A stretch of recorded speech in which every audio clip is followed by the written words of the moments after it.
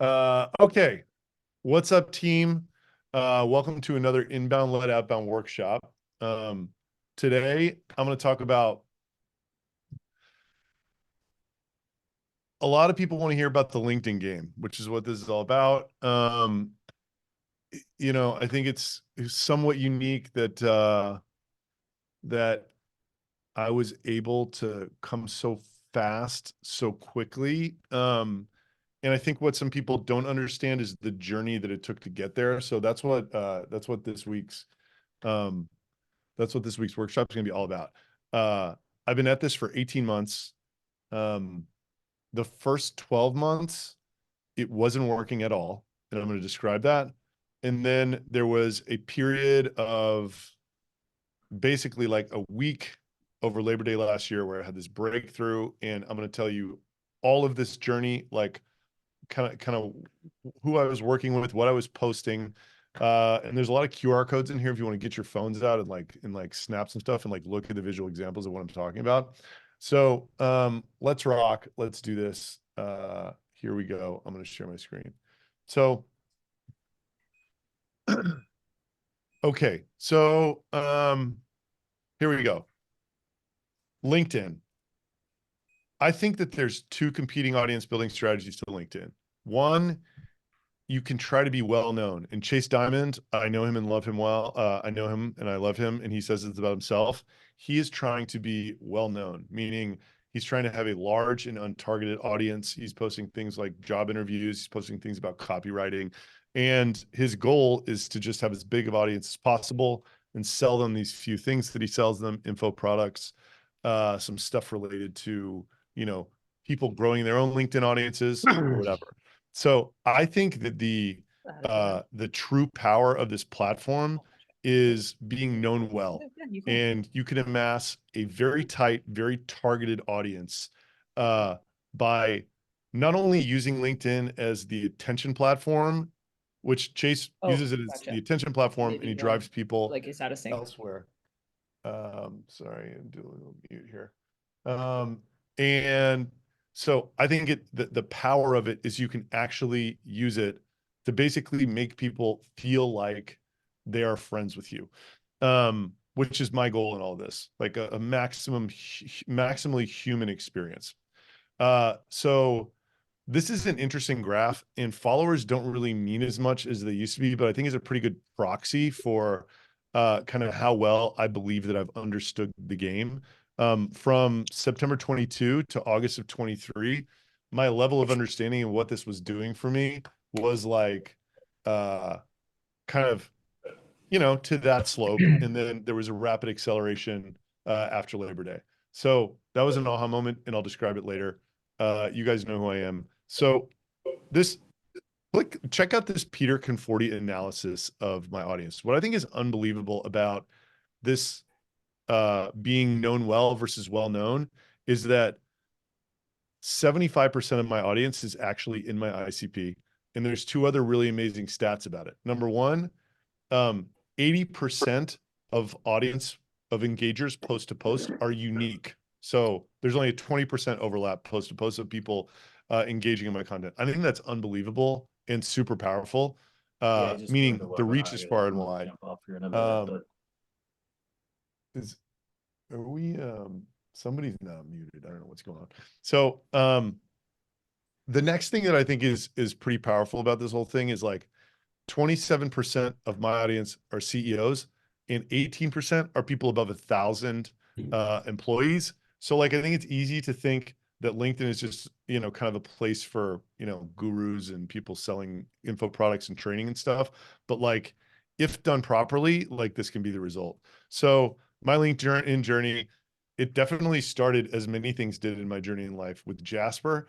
I shared an office with these guys for 2 years before they started Jasper, and they were some schmucks just like I was, stuck at 3 million ARR. And they were literally out of money. They were about to liquidate their company and start a restaurant. And in December 29th of 2020, Dave took one more Hey, shot at it. can I interrupt you for a second? Yeah. Can you check if the LinkedIn live is still? It seems like it's not working. So So it's working for me. It's delayed. Are you looking Okay. at that? QR code, by the way, Adam, is not working on the previous slide, slide 7. I wonder if my QR, this is kind of an old, this is a little bit of an old deck. I wonder if it, so Santosh, that's the LinkedIn Live. Okay, all good. Yeah, click on So, it. I normally see like a 15-second delayed version of yeah. what's on my screen, and it appears as though that is the case. Yeah, working for me as well. Just a second opinion. Yeah. Okay, Okay. We got a bunch of it's working. The QR code. Okay. So by the way, I don't know about this QR code app. I used it could be that all the QR codes expired because it was a trial and I didn't pay for it. So if that's the case, I apologize. I will send I will figure out how to get you this stuff to look at. So anyway, long story short, Dave created Jasper. They made it in 7 days and they thought it was going to be like, another 3 million ARR SaaS. And it ended up going to 50 million in 12 months, with a very small staff. And, they raised 125 or 200 million, actually, I think it was, and took a bunch of secondary off. And I love telling that story because, I've told it before on this call. It's like, it's just amazing how large things can be that seem like they're going to be small. Like you just never know how big something's going to be when you start it. And I think that's like an amazing lesson for like anybody involved in startups, founders, revenue leaders, stuff like that. So at this point, when this was all going on with Jasper, like this is our revenue retention.com. We were 12 million ARR and 6 full-time employees. And I thought that it was time for me to try to make a unicorn as well. And around that time, I brought Santosh in, and I genuinely thought that honing down on our ICP, these big Shopify stores were our best customers. I thought that it would eliminate this churn problem that we had. I thought there was a massive market because I was looking at Klaviyo. And I then read this book named Founder Brand. Everybody should read this, Gerhardt's book. And it very clearly articulates this story about why the founder story can cut through so much better than any other marketing. And the conclusion that I came to was the quickest way to spread awareness in the world today is through building up a profile on social media rather than a business How'd it go? profile. Good So report? we got a little I just came from school. mute situation didn't. somewhere. Yes, I Dennis. did. Okay. No, yes, I did. No. No, mom decided to do the business appointment. And my It's okay. I think we covered that problem. We're gonna figure out this mute thing next week, team. So we'll be on top of it. So I had these objections, and you might have them too. I think everybody probably has them. It's like you hear about this, you're like, that sounds great. I'm watching all this content being made by people, but I don't want to A, be famous, B, post every day, C, be on the social treadmill, D, post against the best people in the world, E, have to learn the game from scratch, and F, I don't want to spend my time creating content. I'm way too busy. I'm running a startup, I'm running departments of a startup, whatever, right? To that, I will say, this is how I overcame the objection. Well, I now know, and I did not then, that number one, you're not actually famous. You're like very locally famous. And being very locally famous helps literally everything that you do in your business, every single part of it, like related to recruiting and, investors. And, it just creates this type of parasocial relationship that helps sales and everything else. sure. These other objections are basically along the lines of, I am either unfamiliar or uncomfortable with the game, and I don't want to like step into that trap. So to that, I say, when you begin, I would advise that you have a ghostwriter start writing for you and see if you sort of get this content bug like I got, right? And the guy that I had write for me in the beginning was named Tommy. And his basic pitch was like, he was in the Shopify space. He worked for this company called Triple Whale, and they had a great social presence. And I was trying to learn how to have a social presence. I had zero. And he's basically like, look, you should start on LinkedIn. Only 1% of active users create content. I can write for you. This guy Daniel can sort of boost your post, which is another thing. The sort of well-known guys do. They engage in they engage in each other's posts and sort of have this artificial boost. Whereas like I think Known Well does not do that. And he's like, you'll crush. So the journey begins September of 2022. And so a lesson I learned quickly is there are some fundamental parts of this game that these guys who know how to write for LinkedIn just understand that if you're just starting, you will not. So I spent 90 minutes writing this great post about this experience that I had, which was super weird, in a fireside chat where like I said what I did and then I got harassed by the audience and the other guy in the fireside chat didn't even get to talk. So it was like this like kind of humble brag post. It got like 20 likes and 5 comments. And then Tommy put this up the next day, which is a screenshot of some tweet. I don't even know who this person is. It took him probably 30 seconds and it got 2,500 likes. So like, I was just like, okay, clearly I don't know what is happening in this world. I'm going to step back and relax and just observe for a little while. So then shortly thereafter of like observing what Tommy was doing and contributing ideas, I started to feel like, and I've heard this quote a lot with people who start posting on LinkedIn, I don't know exactly what this is doing for me, but it's doing something.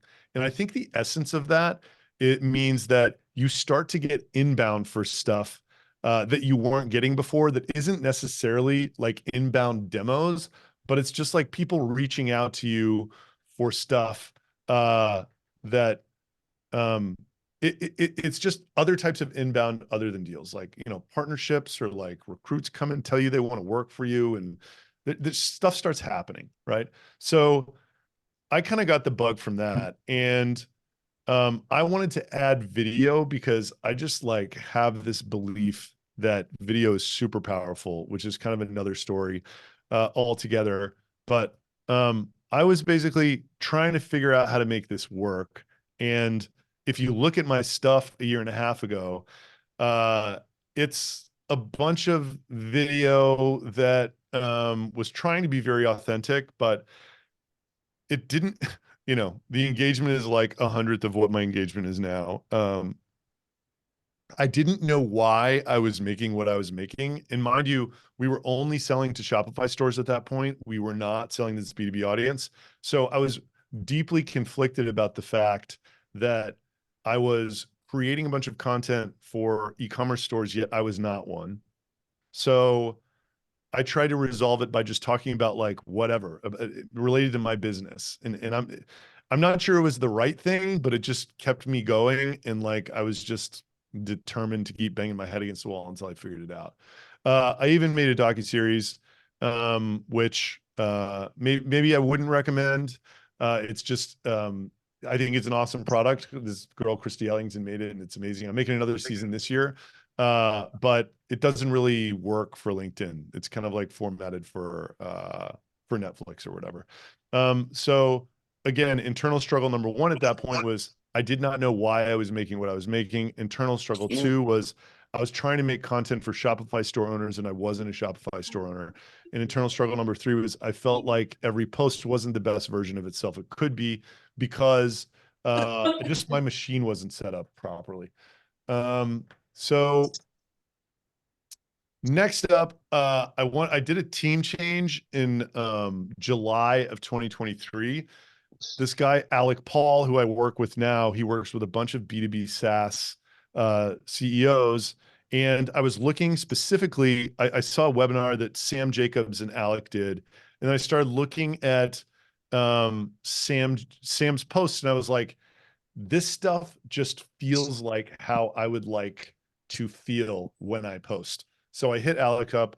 I told him basically how much I was giving to this effort and how much I was spending on it, and how badly I wanted it to succeed. And he's like, cool, I'll take you on. I'm going to go fire a client. And at that point, I think the content got a lot better. I started like writing. Alec's whole thing is just like, make every post the best it can possibly be. Make the best hook, you know, maybe use templates, maybe not, but there's some templated stuff that works really well in LinkedIn. You know, everything's got a takeaway. Everything's got like a coy close that leaves you with the dopamine hit that gets people to engage. So that's his philosophy. And these guys, he and this guy Kyle he works with, they have this motion that's basically like you make a post, the content is so good that you get inbound connection requests.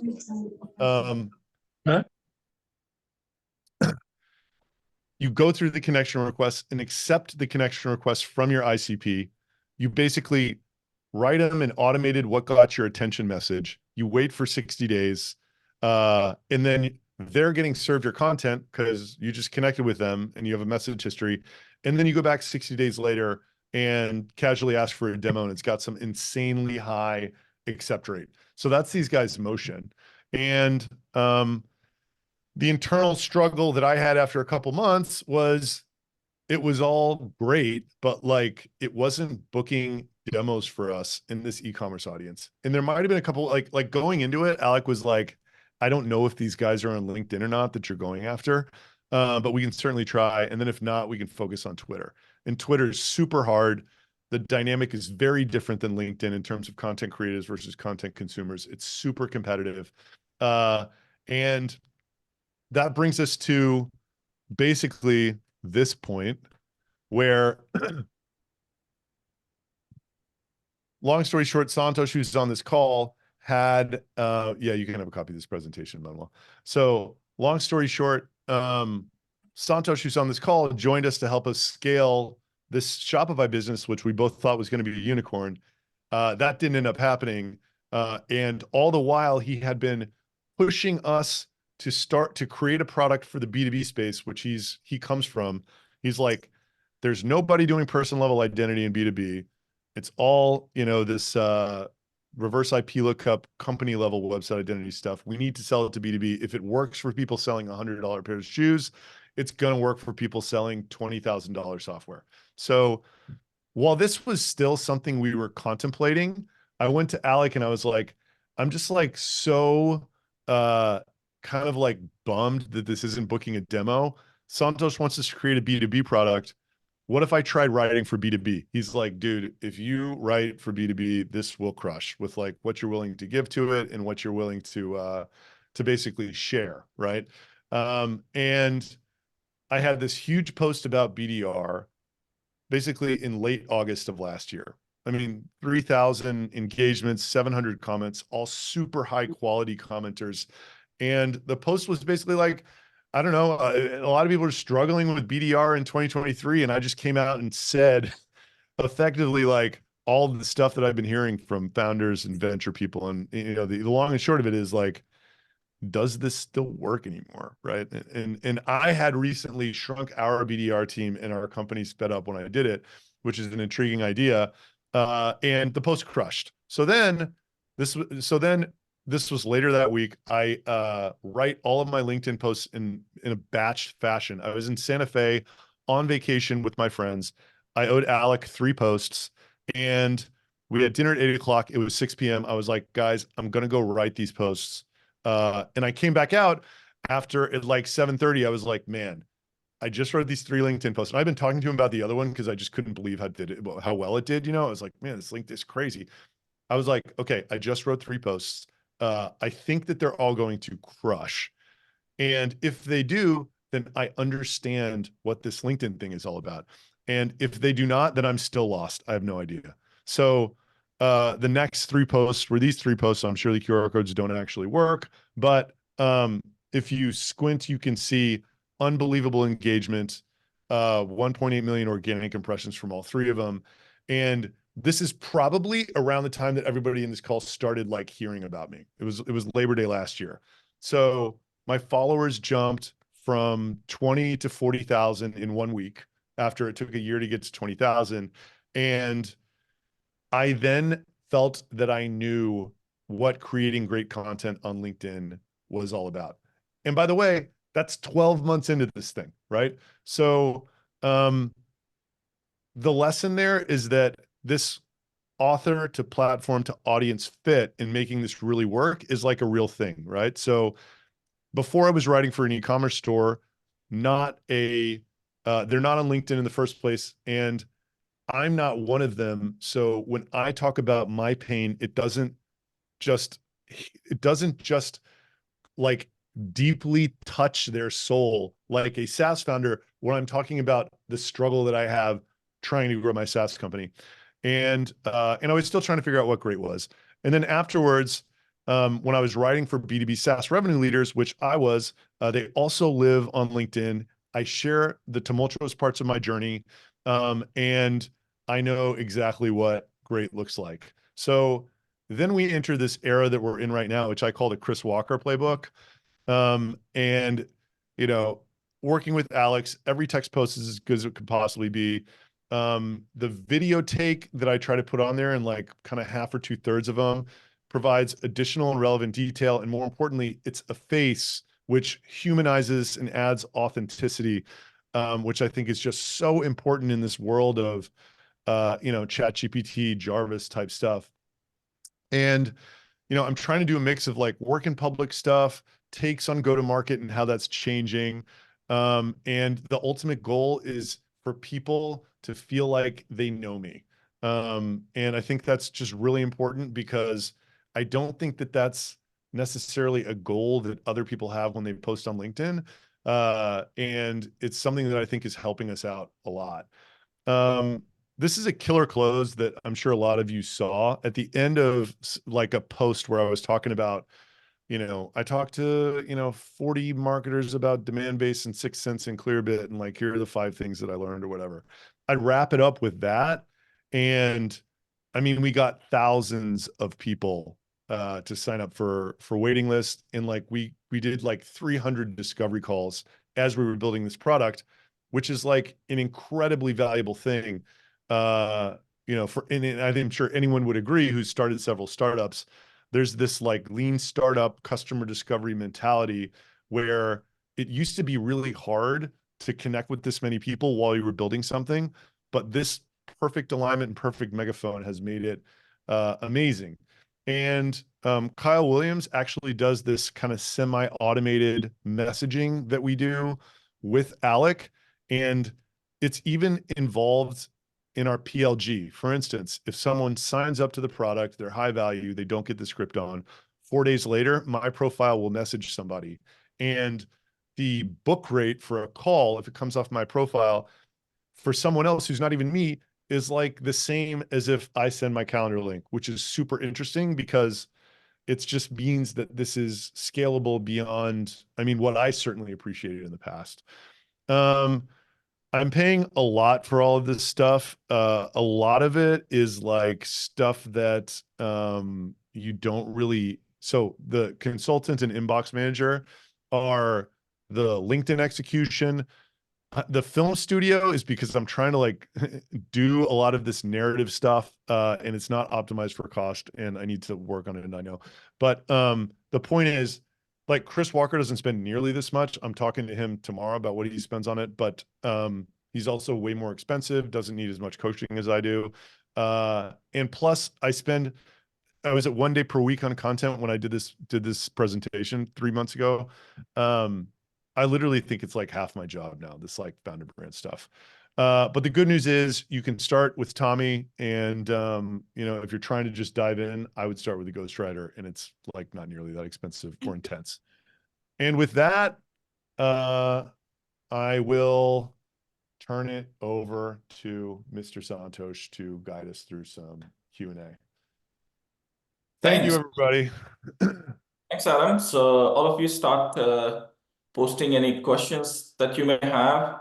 Meanwhile, Adam, I have a few questions for you. So let's start. Here.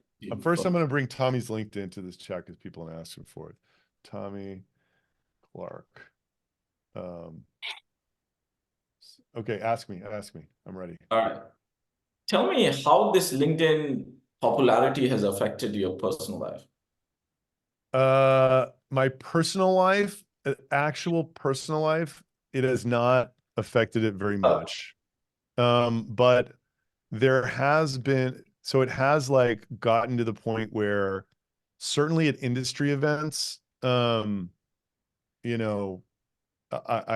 am, it's still a very new feeling, like kind of like being someone whose content gets read by most people at these events, it's very strange because people walk up to you and they say hello and they don't even say their name and you've never seen them before.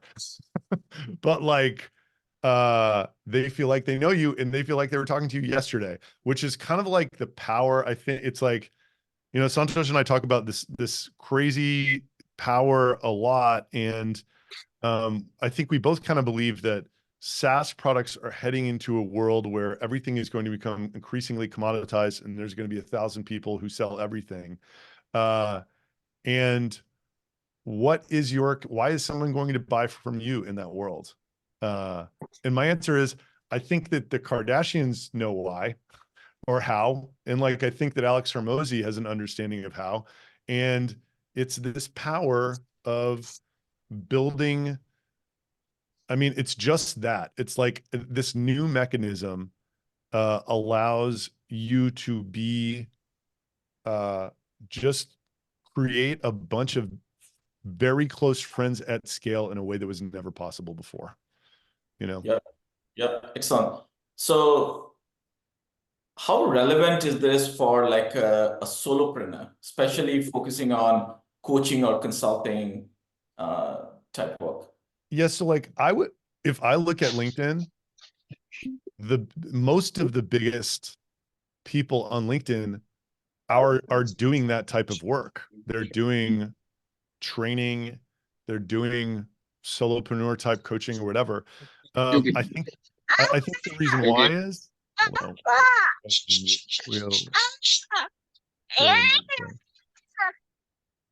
Got a little mute problem. So I think a lot of the reason why that dynamic exists, meaning people who are good at creating content end up doing training and coaching work, is because that, like, by doing this, you are building authority and status and like perceived expertise in this audience that you are writing for.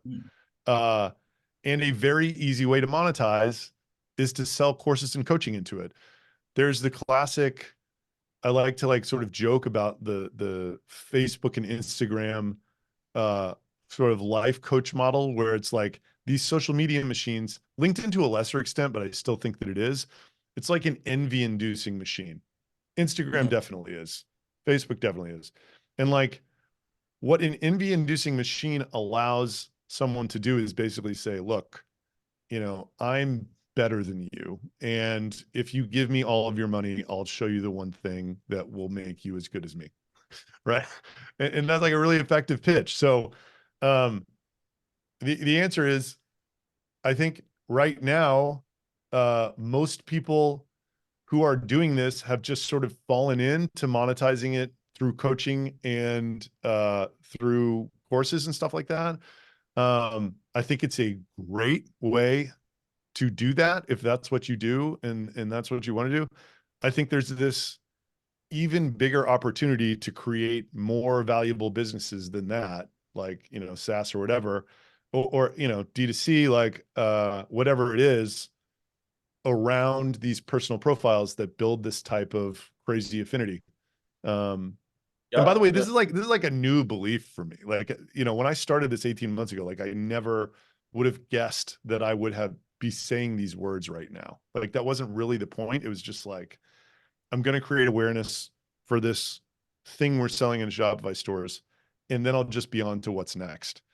Now I'm totally obsessed with it because I think this alignment that I was talking about, like it's so perfect, and we want to keep building products for B2B, which is like, and I look at the B2B landscape and I don't really see many other CEOs doing it. Like G's doing it over in Europe to a large extent, but like, yeah, it just seems like there's a huge opportunity to like build a large company in the way that some of the D2C operators have done in B2B, and it's less competitive at the moment. Yep, makes sense. All right, here's a good one. So you spoke about posting on LinkedIn, but then you also do a lot of content generations outside of LinkedIn. like you attend podcasts or conferences. Can you talk a little bit about that and how you balance your LinkedIn engagement? Yeah. So for now, in mind you, we're still like really early on in this. I think that LinkedIn is the kind of cornerstone to all of this because that's where the ICP audiences of this product we're selling are B2B. The events that I have been doing, I've been trying to go to events where they're willing to give me a keynote, which is another strange thing.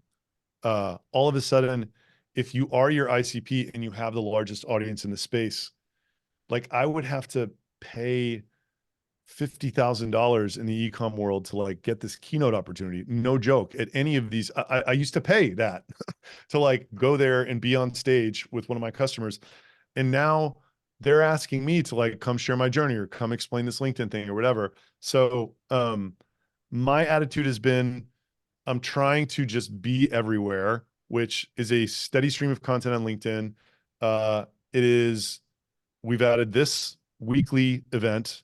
And then I try to do as many podcasts in B2B as I can, which are other people's podcasts. And go to events and give keynotes. Sometimes there's live webinars that I can get on. But it's basically my philosophy is this. I'm trying to get people back to rb2b.com. I think that the story of the person and the founder is like the most compelling story, and it happens to be deeply intertwined with what we're doing right now. So that is why look, if I'm on somebody's podcast and 50 people listen to it, if 20 people listen to it and it took me an hour, then I bet you 10 of them will go back to our website. They'll know what we do. They'll enter our, kind of inbound lead outbound workflow. And it's just what I think that the new model is. So it's why I feel compelled to spend most of my time doing this stuff. Yep. So here's another one. Adam, so for us, we were fortunate that we made this switch from e-com to B2B, and then you wrote this B2B content, right? But for others who don't have the same liberty or opportunity to make a switch, and they may be operating in a business that is not necessarily the core of LinkedIn, what do you suggest? So I think it's much less obvious. Hold on, a mute problem. I think that it's much less obvious. So let me step back and say one thing. I think that we're in a new world when it comes to the power of organic social versus the power of paid ads. And this change has occurred over the last couple of years.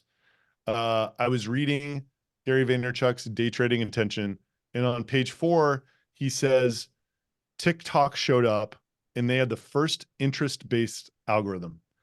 What does that mean? It means that with 0 followers, you could make a piece of organic content that was truly good and it could reach millions of people, because if you made it good enough and people were interested in it, then the platform showed it to them.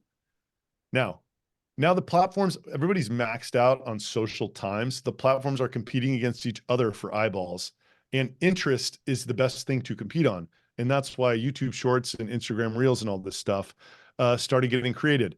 So now more than ever, the power of creating good social content is enormous, because it effectively means your distribution capability is unlimited. And I think that's the reason why Santosh and I have been able to do so well on LinkedIn. It used to be about having 400,000 followers. Now it's about being able to create good, new, novel content well and steadily. So long-winded answer to, I think it's highly dependent on what you are doing. So like, for instance, let's use the e-com case, right? If we would have never pivoted to B2B, I would be giving everything I had to try to figure out how to be the Twitter guy, right? Like it would have been much harder, would have taken a lot more sophistication probably, but I would have given everything to that because that's where those people are. And you know, depending on your market, people might live in other places. I was talking to a girl who was selling into like elementary schools, and these people weren't even on the computer. I'm like, yeah, I don't know. You know, we're getting into a conversation about how to advertise, right? But the short question is, should I go all in on LinkedIn if my ICP is not on LinkedIn? The short answer is you should definitely not go all in like I am. But I think it's, and by the way, another example of how to harness this power of organic social content is this story I love to tell about one of our customers on the D2C side. It's called there. It's a showerhead brand called Jolie, and this guy Ryan Babenzian is like a great entrepreneur. With 3 people, they got up to 50 million run rate revenue in 18 months, and they did a lot of stuff because they're really good. But what they did better than anything was they basically figured out how to target a slice of like tens of thousands of micro influencers, not micro, but like 10 to 50,000 followers.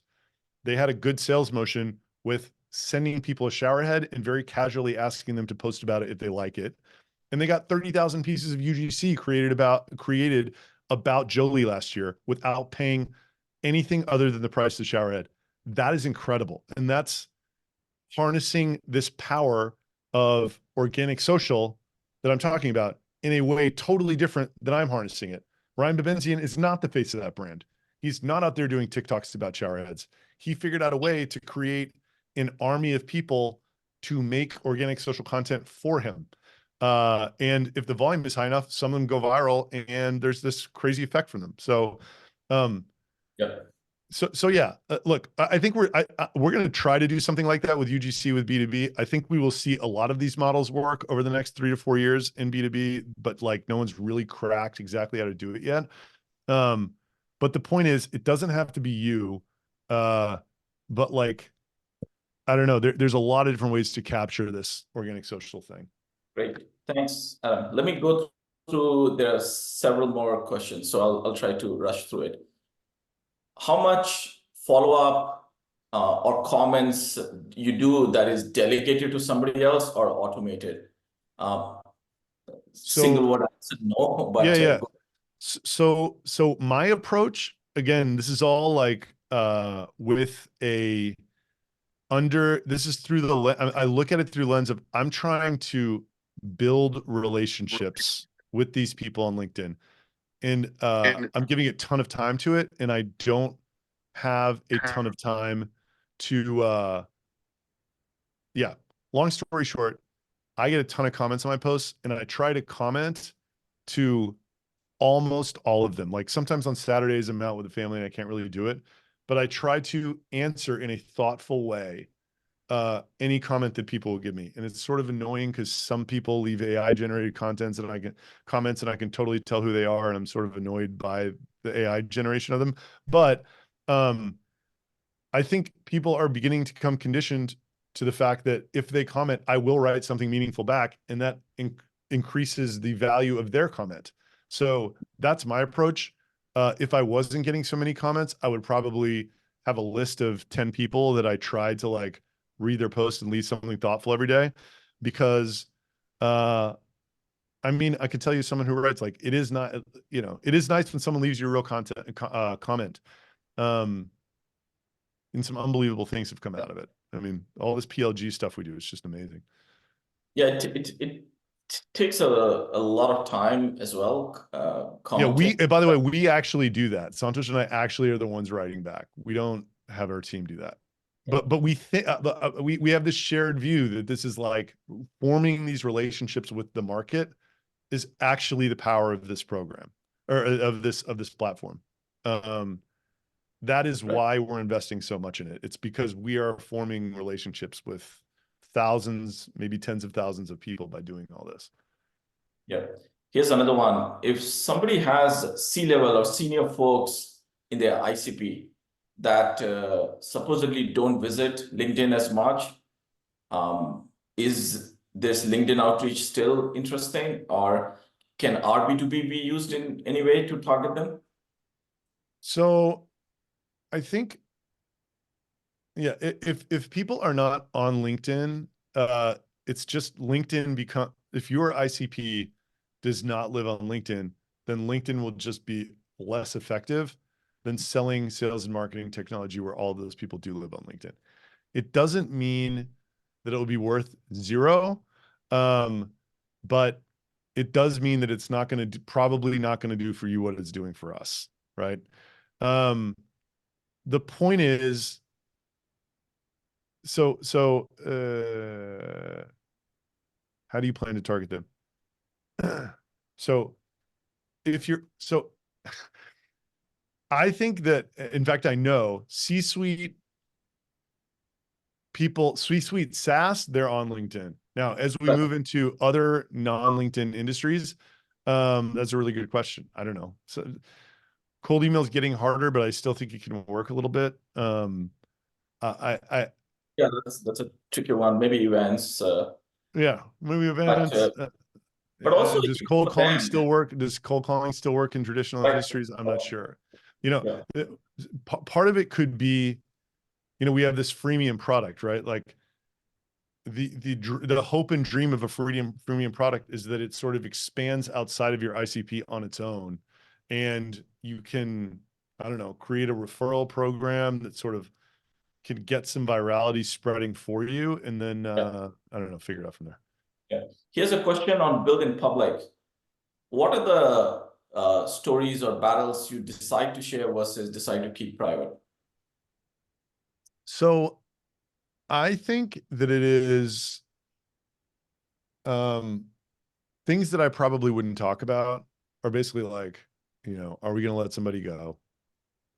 Are we about, you know what I mean? Yeah, I wouldn't talk about stuff like that. I wouldn't talk about, like, we have kind of like a, some sensitive compliance topics that I really don't mind sharing, but like specific things related to them, is it like could relate to a partner or something like that. Like, I don't think I would share stuff like that. But I think kind of anything else is on the table, and it's almost like the harder it is for me to write it, the better content it ends up being, because the harder it is for me to write it, I think the lower odds that other people will be willing and able to share. And I'm not saying that I'm some like brave guy. I'm just saying I don't happen to have any investors. I don't have any future rounds I'm going to do. I don't have an employer. So I'm just able to say things and not have people be like, you're an idiot, or like that, like affected your ability to like, raise in the future, something like that. So, and I just know from seeing the performance of the post, like that's, people relate to that. Right. And they relate to the journey, right? It's not like they only like stuff when it's bad, but like if you're actually sharing when stuff hurts, it almost makes the good stuff that much sweeter. So, so yeah, I mean, I think just kind of people related privacy kind of issues I wouldn't share. Everything else I kind of would. Right. So Adam, your posts are both entertaining and educational. Do you attempt to, so how do you try to balance the two? I think that, YouTube calls these channels, people have channels, right? Like I think that thinking about your LinkedIn presence as a channel is a pretty good way to think about it. There's a lot of reasons why somebody might turn your channel on, right? Like if they know that they're going to learn something, that's great. If they know they're going to learn something and be entertained, I think that's even better, you know?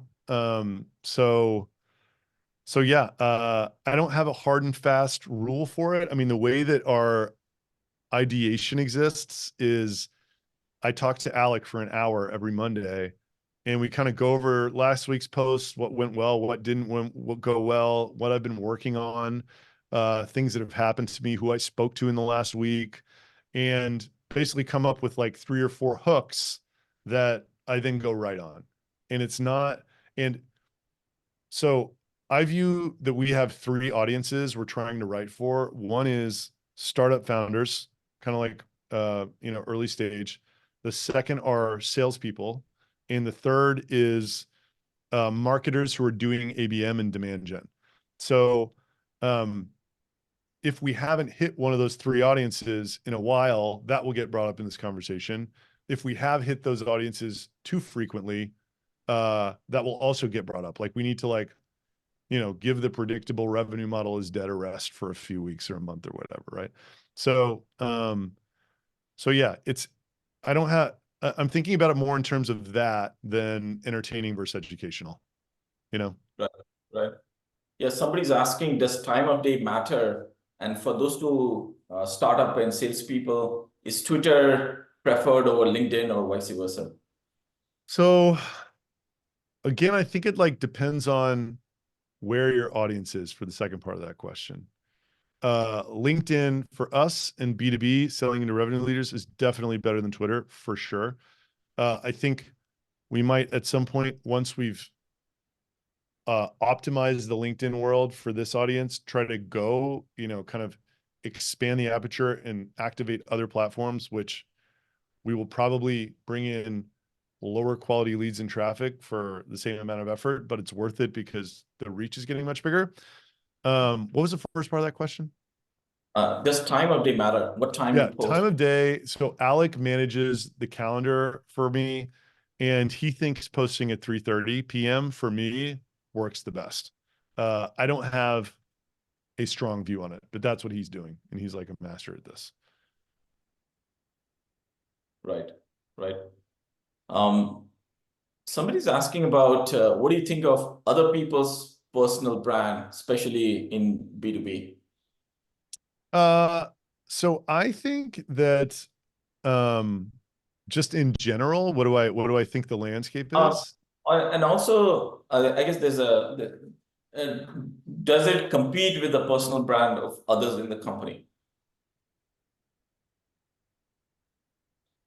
So if you and I post, is that additive or so? I think these are Alex words. The more people that you get posting, you widen the attack surface of this program. Santos and I talked over the weekend, and like I'm just so enthusiastic about all this that I think that we should both be spending more time doing it, just because of what everything that I've said up until now. Like it's like the most efficient way to create awareness for what we're doing is what we're talking about right now. So I believe that they are not two profiles within a company are not competitive. I think that they are 1 + 1 = 3. Yeah, totally makes sense. Social media has shifted from like the goal is, or the primary metric is not the number of connections you have, but the primary metric is number of impressions you have, right? How much visibility or buzz you can create. And that really depends on as many people that can post from a company, not just 1 or 2.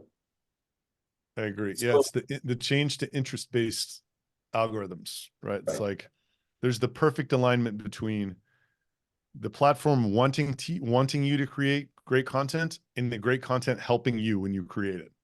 And then with LinkedIn, they have these thought leadership ads, which are not perfect yet. Apparently, I'm not really running them yet, but I just listen to people talk about them. But when you create a great piece of content that crushes, you can then turn around and put additional ad spend behind it to get that great piece of content in front of more eyeballs, which is just amazing. I mean, that's like it's just such a quick feedback loop for advertising. And one more thing I want to say about this, which I talk about a lot, like, I have been trying to articulate this idea that, a good post that, let's say, Santosh or I writes, the amount of focus that goes into reading that post, which is like very sort of intellectual and long form and everything else. Like if you think about the amount of focus that gets versus the amount of focus that some you know, if like Rippling throws me a carousel with case studies in it of brands around me, it's like so much more attention that I just think it has to go this way, right? It's like, it is Yeah. creating a type of trust that traditional advertising never could, you know, because you'll never feel this connection with a carousel of case studies, you know, you'll never feel like you know what someone is thinking. Yeah, so Anyway. somebody asked about LinkedIn limiting impressions and not all eyeballs are equal. So it's the very nature of this network, right? More people write better content, there'll be less visibility. Any comment, Adam, on just longer term as I guess say 3 years, 5 years from now? Right. So clearly there'll be a lot more people, a lot more content, right? Which way are we headed? Yeah. So, I think that clearly many more people will be posting than today. Mhm. AI tools may get better. I mean, they will get better. I still think that the best content will be the best because of the perspective that the person posting it has in what they offer, right? So like Santosh, as an example, you had this great post about Salesforce stock being down, and you are the perfect person with all of this experience you have at all these different companies to offer a take on that, right? Like if Alec, the LinkedIn consultant, posted that post, there's no way it would have gotten 2,500 likes, right? So I think that it is going to get more competitive in terms of content that gets put out. But Right. I think if you're willing to really hone down and offer your own perspective that is unique and super valuable, and then put the effort in to try to be the best and the most authentic, I don't see most people sort of shifting their paradigm to putting in that type of effort in this. That's a You know? really valuable and profound statement. So if I can rephrase it in like two, so you go micro niche instead of broad over time, right? Somebody wrote that in the comment. Great. So Adam, you showed that graph, which had 3 inflection point. A question is, how did your content change across those inflection point? I don't know if you had covered that. So like number one, I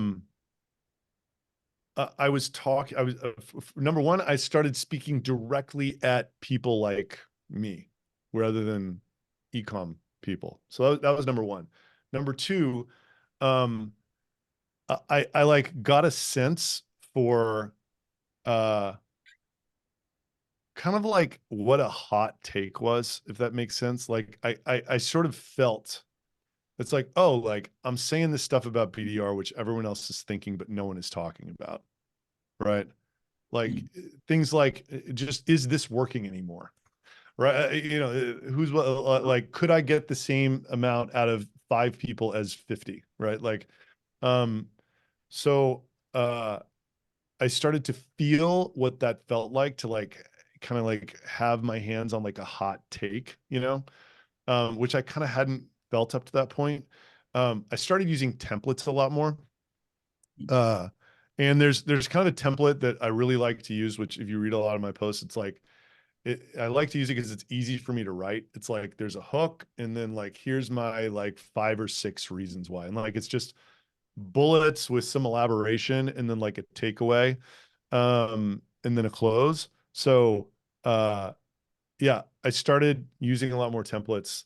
But those prior 3 things I think are more important. And like, you know, working with Alec, it's like, you know, he's his philosophy is not sort of like join a bunch of engagement circles and get a bunch of people with a lot of followers to like comment on each other's posts. He's like, if you make the best hook and the best content and the best close, then your post will get in front of more eyeballs. Like it's all about creating the best content. So all of that together is kind of what changed.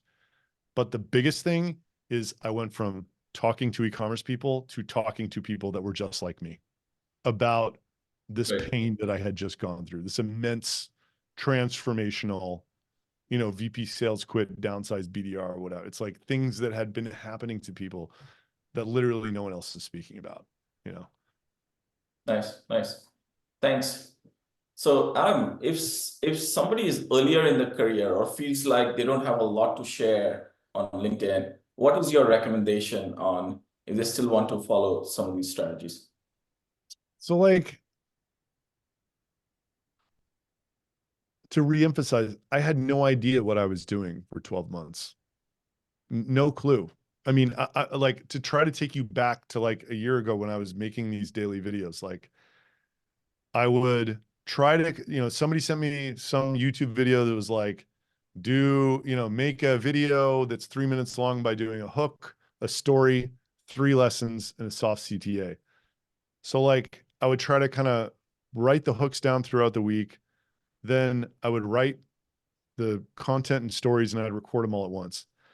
And like one week I might've been talking about, different ways like tactics and sales or something. And the next week I was talking about like spirituality and being, sort of the mindsets. Like I had no idea why I was writing what I was writing. So like on one hand, yes, I was the CEO of a, at the time, like maybe 15 or 16 million ARR startup, but like, it wasn't like that was necessarily positively impacting my content in any way. I just didn't know what I was doing. Point being,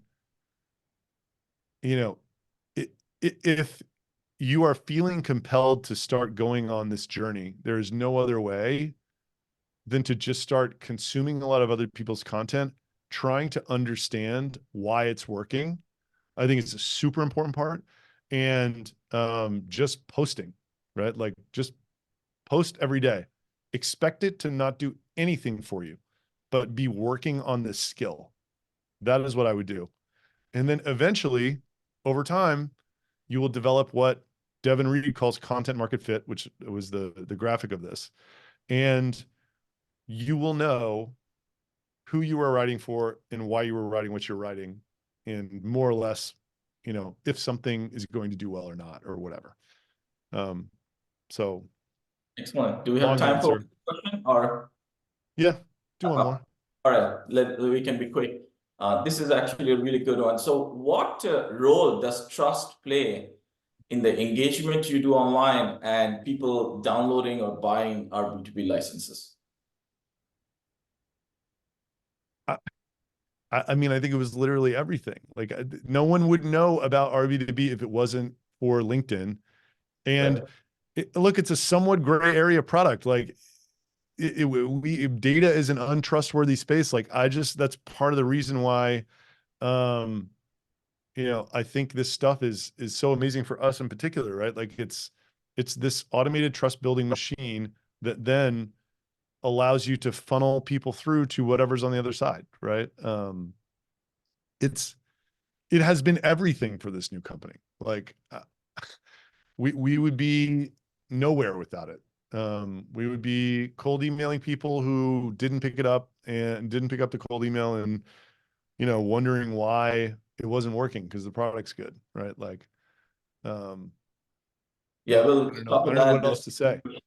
But we'll follow up. Happy to take these offline if, but we are just close to time.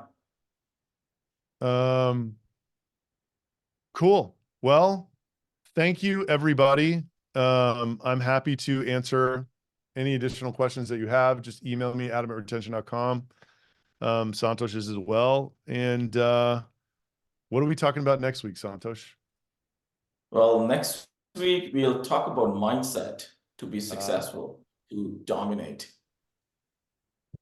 I love Mindset that. is The everything. global domination mindset. There you go. It's a great topic. Forward to Cool. it. Thank you, everybody. And we'll talk next week.